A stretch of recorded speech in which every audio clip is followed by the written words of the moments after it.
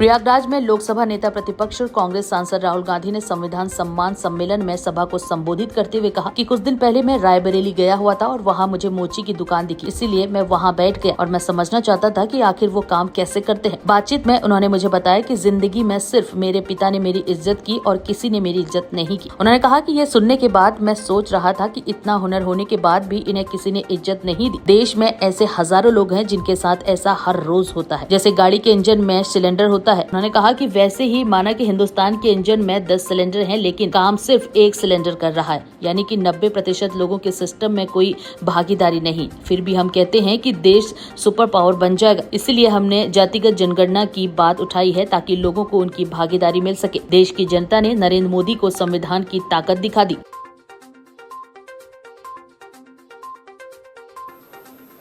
कुछ दिन पहले मैं रायबरेली गया था और वहां मुझे मोची की दुकान दिखी, तो मैं वहां रुक गया। मैं उनके पास जाके बैठ गया, समझना चाहता था ये कर क्या रहे हैं। बातचीत हुई और मैं उनको देख रहा था। मोची हैं, हाथ में अनलिमिटेड स्किल थी उनकी।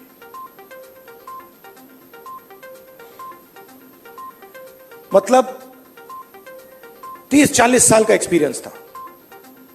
मैंने वो जूता लिया, मैंने बनाने की कोशिश की, वो मतलब सवाल ही नहीं उठता। मतलब मुझे 1-2 साल लग जाएंगे मतलब शुरू करने में। बातचीत हुई, मैंने पूछा क्या हो रहा है, कैसे चल रहा है। उन्होंने कहा ये जो मेरा बेटा है ये पहले मेरे साथ काम करता था, अब नहीं करता है, ये भाग गया, चला गया। तो मैंने कहा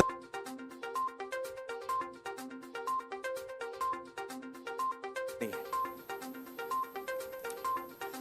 और फिर उन्होंने मुझे बोला कि राहुल जी, मेरी लाइफ में सिर्फ एक व्यक्ति ने, मेरे पिता ने मेरी रिस्पेक्ट की है और किसी ने मेरी रिस्पेक्ट नहीं की। और ये सब लोग मेरा मजाक उड़ाते हैं। तो मैंने कहा, उनसे कहा कि तुम्हें मालूम कैसे कि मजाक उड़ाते हैं? नहीं, कभी कभी तो मुझे सीधा बोल देते और कभी कभी दूसरे लोग मुझे आके कहते हैं। मैं जब जा रहा था, मैं सोच रहा था इतना हुनर है, इतनी स्किल है और किसी से इनको इज्जत नहीं मिल रही। और ऐसे हजारों लोग हैं। और ये हिंदुस्तान में हर रोज हो रहा है। इस देश में हुनर की इज्जत है ही नहीं। जिसके पास स्किल है, जिसके पास हुनर है, जो काम करना जानता है, उसकी इज्जत है ही नहीं। रियलिटी है ये देश की। और ये सारे के सारे जो नेटवर्क्स हैं, 21वीं सदी में हम इसको नेटवर्क कह सकते हैं। चाहे ये बढ़इयों का नेटवर्क हो, मोचियों का नेटवर्क हो, धोबियों का नेटवर्क हो, इन सब में बहुत गहरी स्किल छुपी हुई है। हाथ मिलाने से पता लग जाता है। आप धोबी से हाथ मिलाइए, वो ऐसा दबाता है, हवा निकल जाती है। मैंने किया है। वो जैसे पकड़ता है, ऐसे लगता है कि भैया 10-15 लोगों ने पकड़ लिया हाथ।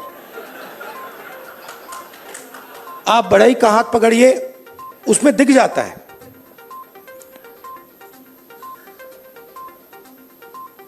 और फिर मैंने मोची भाई से बात की और मैं जो सिस्टम में काम करते हैं उनसे भी बात करता हूं। तो मुझे अंदर से दिखता है, बाहर से भी दिखता है। तो फिर जब मैं उनके साथ बैठा था, मुझे एक बात याद आई। यूपीए की सरकार थी और स्किल डेवलपमेंट मिशन यूपीए के सरकार ने शुरू किया। मतलब उसमें एक नए व्यक्ति को चीफ बनाया और उन्होंने मुझसे टाइम मांगा तो मैंने कहा मिल लेता हूं, तो आए। टाटा कंपनी के लिए काम करते थे, आए बैठे और उन्होंने मुझे, इंजीनियर थे शायद, उन्होंने मुझे हिंदुस्तान की जो स्किल डेवलपमेंट है उसके बारे में उन्होंने बोला।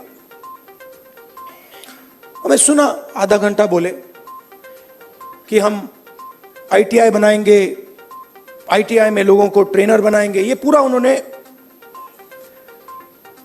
डिस्कशन किया। मैं सुन रहा था और फिर मैंने उनसे सवाल पूछा। मैंने कहा देखिए, आप आईटीआई में ट्रेनर लाते हो, वो बढ़ई को कारपेंट्री सिखाता है, प्लम्बर बनाता है, मगर आपने एक बात कभी सोची? कहते हैं क्या? कि आप कह रहे हो स्किल डेवलपमेंट, मगर हिंदुस्तान में स्किल की तो कोई कमी नहीं है। मतलब आप आईटीआई में बढ़ई तैयार कर रहे हो, मगर हिंदुस्तान में लाखों पर बढ़ई हैं, उनसे आप क्यों नहीं ट्रेनिंग कराते?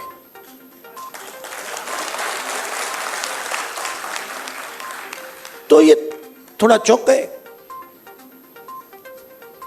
मतलब मैंने कहा मतलब बता देता हूं। मान लीजिए आपको नाइट ट्रेन करने हैं, आप सर्टिफिकेशन सेंटर खोल दीजिए। हर डिस्ट्रिक्ट में आप एक सर्टिफिकेशन सेंटर खोल दीजिए और उत्तर प्रदेश के हर नाई को कह दीजिए, देखिए भैया, आप गुरु हो, आप शिष्य लो, उनको तैयार करो, अपनी दुकान में तैयार करो और फिर उनको सर्टिफाई करो। अगर आपके जो शिष्य हैं सर्टिफाई हो जाएंगे,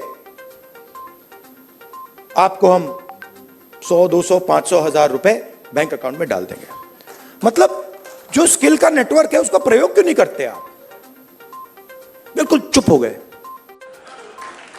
वो मोदी जी मॉडल चलाने की कोशिश कर रहे हैं, महाराजा वाला, वो शहंशाह वाला मॉडल। हमने मोदी जी को यह करवा दिया।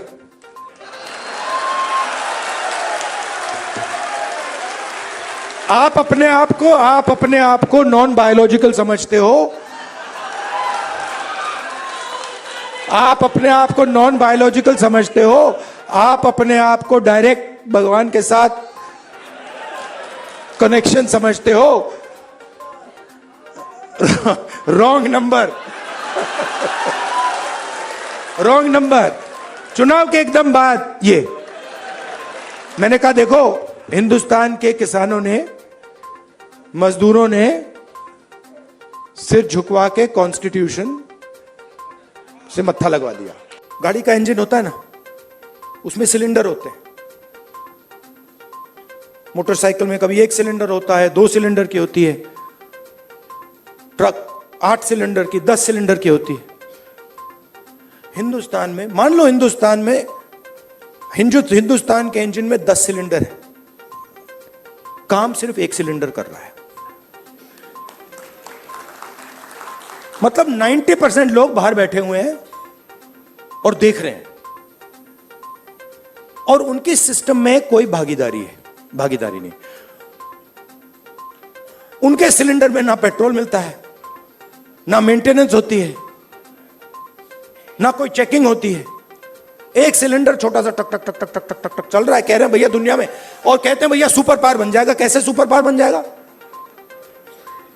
90% लोग सिस्टम के बाहर बैठे हुए हैं। हुनर उनके हाथ में है, स्किल उनके हाथ में है, ज्ञान उनके हाथ में है, उनका कोई कनेक्शन ही नहीं है। तो इसीलिए हमने जाति जनगणना की बात उठाई।